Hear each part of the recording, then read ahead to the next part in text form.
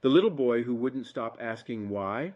I went to the doctor's office expecting the usual experience, check in, sit down, wait far longer than seems medically necessary, and eventually hear my name called. What I did not expect was a lesson in purpose from a 2-year-old with a potato chip in his hand. There I sat in the waiting room. To my left was a black woman enjoying a cup of ice cream, seemingly perfectly content with life and whatever flavor she had chosen. To my right sat a young white mother and her little boy, who looked to be about 2 or 3 years old.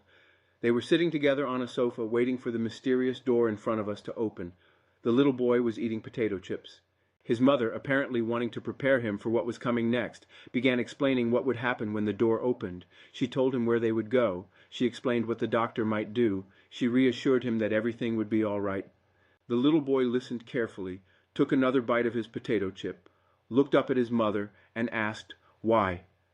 His mother explained a little more. He listened. He ate another chip. Then came the question again. Why?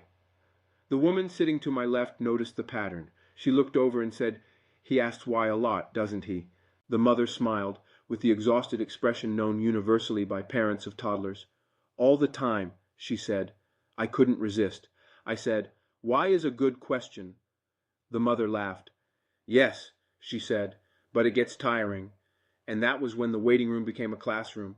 Because I began thinking, maybe that is the real problem. Maybe somewhere between childhood and adulthood, we stop asking why because the people around us get tired of answering it.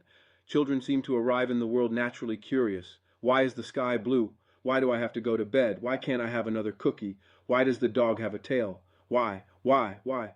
After about the 347th why before lunchtime, I completely understand why parents occasionally begin reconsidering the wisdom of encouraging curiosity. But beneath the humor is something very serious. That little boy was doing something many adults have forgotten how to do. He was searching for meaning. He wasn't satisfied simply knowing what was going to happen.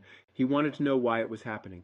And there is an enormous difference between the two. We spend much of our lives learning the what. What job should I take? What degree should I earn? What should I buy? What should I accomplish? What should I do next? We become very good at collecting answers to what.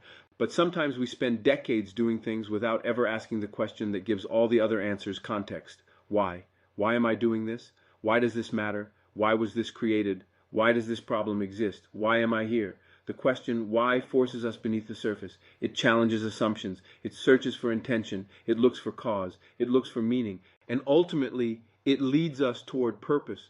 That little boy had not yet learned to be embarrassed by curiosity. He had not learned that asking too many questions might make somebody uncomfortable.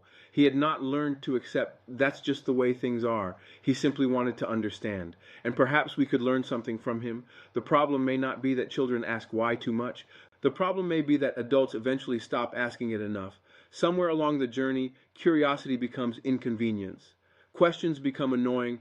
Exploration becomes conformity, and instead of asking why, we begin accepting whatever explanation is handed to us. But purpose requires something different. Purpose requires investigation. Purpose requires reflection.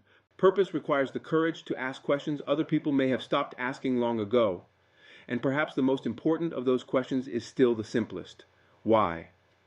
That afternoon, the doctor eventually called someone's name. The mysterious door finally opened. The little boy probably finished his potato chips. The woman beside me finished her ice cream.